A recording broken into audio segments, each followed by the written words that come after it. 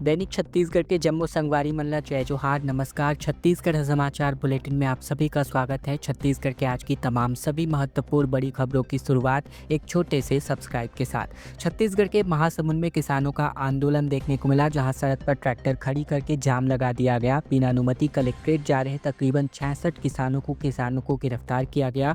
16 tractor इनसे जब्त किए गए। छत्तीसगढ़ के महासमुंद में 12 सूत्री मांगों को लेकर के किसान आंदोलन करने वाले थे, जिसे पुलिस ने शुरू होने से पहले ही रोक दिया। पुलिस ने तुमगांव के भोरिंग चौक पर किसानों को रोका और 15 से 16 ट्रैक्टर इनसे जब्त करके तुमगांव थाने ले गई।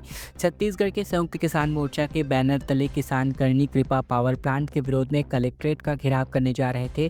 किसानों ने ट्रैक्टर खड़ी करके सड़क पर जाम लगा दिया गया और जबकि पुलिस ने कार्यवाही करते हुए 66 किसानों की गिरफ्तारी की है। छत्तीसगढ़ में तकरीबन 1,60,000 करोड़ का बजट पेश होने वाला है। छत्तीसगढ़ महतारी वंदन योजना का दायरा बढ़ाया जा सकता है, जबकि शिक्षक भर्ती का ऐलान भी इस बजट में संभव है। छत्तीसगढ़ की बीजेपी सरकार अपना दूसरा बजट आगामी 3 मार्च को पेश करने वाली है। छत्तीसगढ़ राज्य का यह 24वां बजट है। सूत्रों से मिली जानकारी के मुताबिक इस बार छत्तीसगढ़ के वित्त मंत्री ओपी चौधरी 1,60,000 करोड़ से अधिक का बजट पेश करने वाले हैं। बता दें कि इस नए बजट में युवाओं को लोन देकर स्टार्टअप में मदद के कुछ योजनाएं लाई जा सकती हैं, जबकि अगर विकास के कामों की बात करें तो अंदरूनी इलाकों में पुल पुलिया निर्माण की योजनाएं लाई जा सकती हैं। इसके अलावा अगर हम बात करें ग्रामीण अर्थव्यवस्था को लेकर तो कुछ नई योजनाओं का लॉन्चिंग किया जा सकता है, जिसमें गांव के लोगों को नई योजनाएं सरकार ला सकती है, जिससे नए कामों से किसान और महिलाओं को जोड़ा जा सकता है। अगर स्वास्थ्य सुविधाओं की बात करें तो छोटे छोटे क्लिनिकों की शुरुआत इस बजट में रखी जा सकती है। एजुकेशन यानी शिक्षा विभाग की बात करें तो शिक्षक भर्ती का ऐलान इस बजट में संभव होता दिखाई दे सकता है। प्रधानमंत्री आवास योजना को लेकर समीक्षा बैठक आयोजित करी गई, जहां कोरिया जिला में निर्माण कार्य का जल्द पूरा करने का निर्देश जारी किया गया। 260 लाभार्थियों का मकान निर्माण कार्य पूरा हुआ है। छत्तीसगढ़ के कोरिया जिला में प्रधानमंत्री आवास योजना ग्रामीण के कार्यों में तेजी लाने के लिए एक समीक्षा बैठक आयोजित करी गई और इस बैठक में जिला पंचायत के मुख्य कार्यपालन अधिकारी डॉक्टर आशुतोष चतुर्वेदी ने आवास मित्रों को महत्वपूर्ण जिम्मेदारियां सौंपी हैं। आवास मित्रों को निर्देश दिए गए हैं कि वे हितग्राहियों के मकान निर्माण के लिए इनको प्रेरित किया है, साथ ही निर्माण कार्य में आवश्यक संसाधनों की उपलब्धता सुनिश्चित करें। छत्तीसगढ़ में बजट पेश होने से पहले एक दिन पहले साय कैबिनेट की अहम बैठक आयोजित करी गई है, जिसमें कई अहम प्रस्तावों को मंजूरी दी जा सकती है। बता दें कि मुख्यमंत्री विष्णुदेव साय की अध्यक्षता में रविवार को कैबिनेट की बैठक होगी और इसके अगले दिन यानी 3 मार्च को साय सरकार का दूसरा बजट पेश होने वाला है। बता दें कि विधानसभा सत्र चल रहा है, बजट सत्र, और ऐसे में 3 मार्च को साय सरकार का बजट पेश होने वाला है और इसके ठीक एक दिन पहले ही यहाँ मंत्रिपरिषद की बैठक बुलाई गई है। छत्तीसगढ़ के राजनांदगांव में बारदाना गोदाम में भीषण आग लग गई, जहां 3 लाख बोरियां जलकर के राख हो गईं।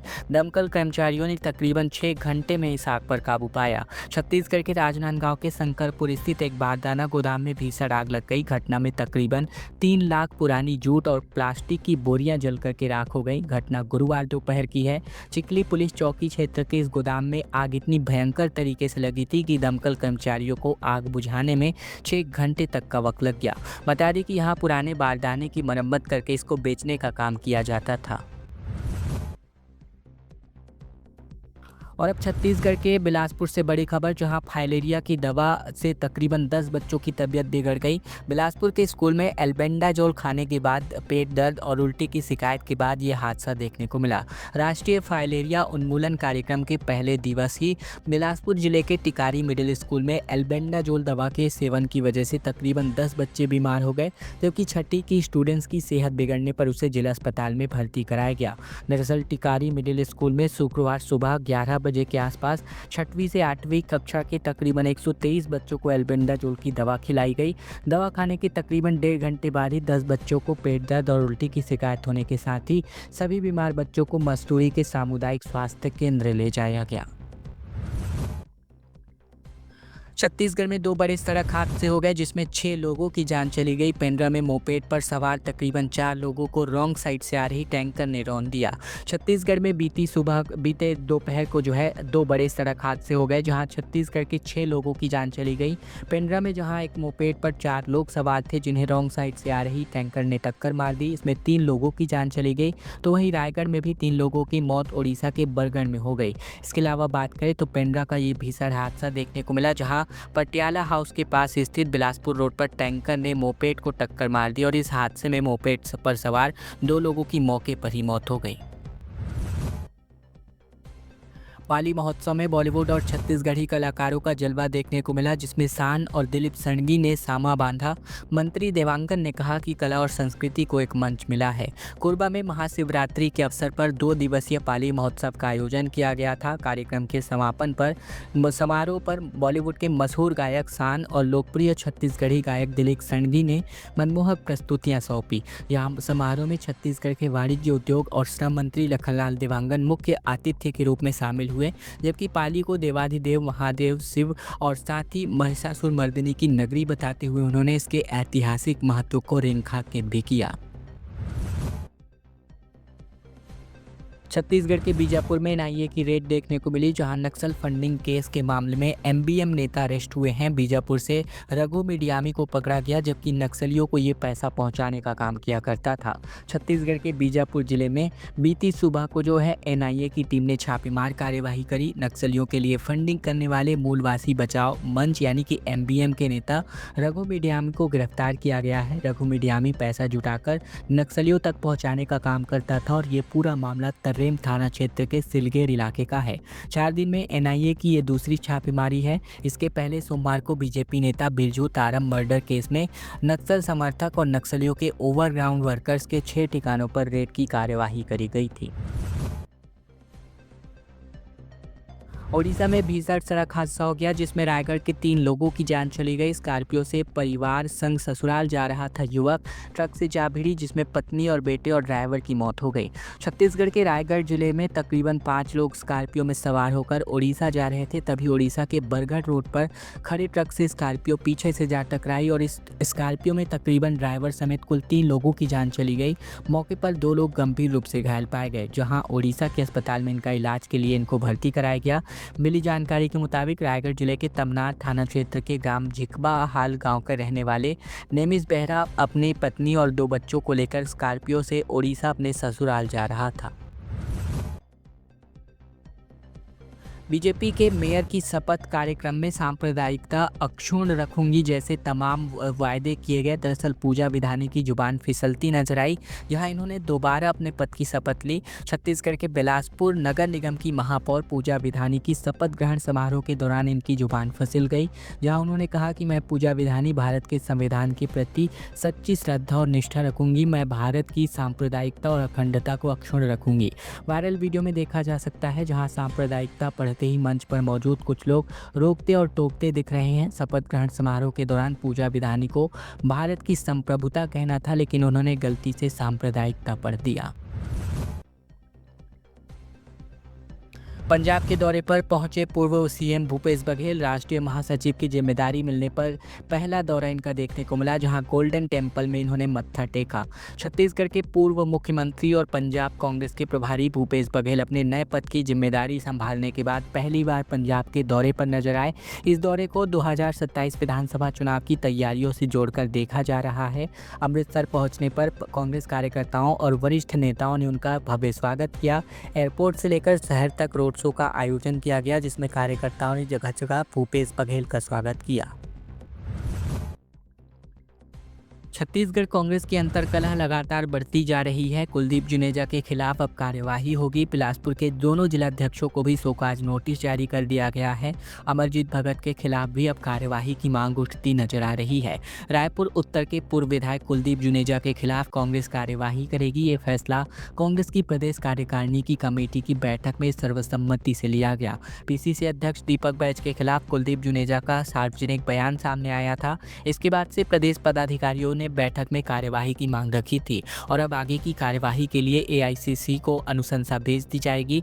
बैठक में पूर्व मंत्री अमरजीत भगत के पार्टी विरोधी बयान पर भी कार्यवाही की मांग उठी थी। हालांकि इस पर अभी तक कोई भी फैसला नहीं किया गया है। साइबर ठगों ने लोगों से तकरीबन 168 करोड़ ठगे। विधानसभा में गृह मंत्री ने कहा कि 12 केसेस सिर्फ डिजिटल अरेस्ट के। छत्तीसगढ़ में 2024 और 25 में अब तक लोगों से 168 करोड़ की साइबर ठगी हुई है, जिसमें 12 केस सिर्फ डिजिटल अरेस्ट के हैं।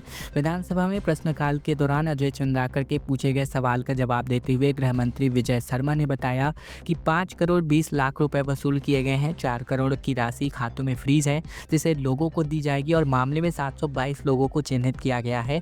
347 लोग अरेस्ट किए गए हैं। विजय शर्मा ने कहा कि साइबर ठगी रोकने के लिए रायपुर, दुर्ग, बिलासपुर, जगदलपुर और अंबिकापुर 5 रेंजों में थानों को साइबर थाने के रूप में अपग्रेड किया जा रहा है। छत्तीसगढ़ के रायगढ़ की सड़क पर जंगली सुअर का उत्पात मचाते हुए वीडियो वायरल हो गया, जिसमें डीएफओ बंगले के गेट पे मुंह फंसा हुआ रेस्क्यू टीम सुअर का रेस्क्यू करता हुआ दिखाई दिया। छत्तीसगढ़ के रायगढ़ में जंगल से भटककर जंगली सुअर ने शहर में जमकर उत्पात मचाया। शहरी इलाके में पहुंचने के बाद उसका मुंह डीएफओ बंगले के मेन गेट पर जाकर फंस गया। किसी तरह उसका रेस्क्यू किया गया, लेकिन ज़्यादा चोट के चलते उसकी मौत हो गई। मामला रिहायशी इलाके के अत्तरगुड़ा का है, जहां डीएफओ बंगले के अलावा स्कूल और कुछ सरकारी दफ्तर भी यहाँ मौजूद हैं। छत्तीसगढ़ के रायपुर में 100 बच्चों ने रॉकेट बनाया, लॉन्च करके 100 फीट तक उड़ाया। इसमें आत्मानंद स्कूल के सभी आदिवासी बच्चे शामिल हैं। नैनो सैटेलाइट बनाना सीख रहे हैं 8वीं और 9वीं के स्टूडेंट्स। छत्तीसगढ़ के अब बात करें तो राष्ट्रीय विज्ञान दिवस के दिन इसी कड़ी में छत्तीसगढ़ के उन नन्हे आदिवासी वैज्ञानिकों ने एक कमाल किया, जिन्होंने 100 फीट तक उड़ने वाले रॉकेट को बनाया और इसको लॉन्च भी किया। इन्हें नन्हे वैज्ञानिकों की 100 लोगों की टीम है, जिसे 10-10 के बैच में बांटा गया है। ये सभी नन्हे वैज्ञानिक 8वीं और 9वीं कक्षा के हैं, जो मनोरा के स्वामी आत्मानंद के स्कूल के हैं। जसपुर में अभी ये सभी बच्चे रॉकेट और नैनो सैटेलाइट बनाना सीख रहे हैं। इन सभी बच्चों को कलेक्टर रोहित व्यास के निर्देशन पर ट्रेनिंग दी जा रही है। छत्तीसगढ़ के दंतेवाड़ा में 3 करोड़ का प्रधानमंत्री ग्रामीण सड़क योजना घोटाला देखने को मिल रहा है, जिस पर जासूसी पर विधानसभा में हंगामा देखने को मिला। कांग्रेस जिलाध्यक्ष अवधेश फरार हैं। छत्तीसगढ़ के दंतेवाड़ा जिले में पीएमजीएसवाई घोटाले मामले में केस में कांग्रेस जिलाध्यक्ष अवधेश गौतम पर एफआईआर हुई है। एफआईआर दर्ज होने के साथ से ही ये फरार नजर आ रहा है। इसके अलावा बात करें दंतेवाड़ा पुलिस की, तो अवधेश का लोकेशन कांग्रेस प्रदेश अध्यक्ष दीपक बैज के बंगले के पास पाया गया है। बंगले के पास पुलिस कर्मचारी रेकी करते पाया गया है। इसके अलावा बैच के बंगले की रेकी को लेकर विधानसभा में हंगामा हो गया, जहां दंतेवाड़ा बीजेपी जिलाध्यक्ष संतोष गुप्ता ने कहा कि भ्रष्टाचार के खिलाफ सरकार कार्यवाही करेगी ही। अवधेश पर पीएमजीएसवाई में 2 करोड़ 95 लाख रुपए का घोटाला करने का आरोप है।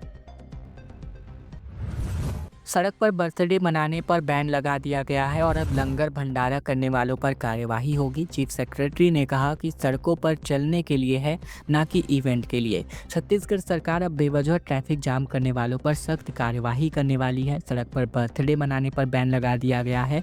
छत्तीसगढ़ के मुख्य सचिव अमिताभ जैन ने एक हाई प्रोफाइल बैठक में अधिकारियों को इस मामले में कड़ी कार्यवाही करने का निर्देश जारी किया है। तो कोई भी किसी भी तरह का इवेंट करता है और इसकी हरकतों की वजह से अगर ट्रैफिक बाधित होता है तो उसके खिलाफ अलग अलग एक्ट के अंतर्गत कार्यवाही करने का निर्देश इस बैठक के अंतर्गत जारी किया गया है। कांग्रेस प्रदेश अध्यक्ष दीपक बैज ने कहा कि एक बार फिर से झीरम जैसी घटना हो सकती है, मुझे टारगेट किया जा रहा है, ये इन्होंने प्रेस कॉन्फ्रेंस में कहा। दरअसल छत्तीसगढ़ में अब झीरम घाटी हमले का जिक्र करते हुए कांग्रेस के प्रदेश अध्यक्ष दीपक बैज ने सरकार पर गंभीर आरोप लगाए हैं।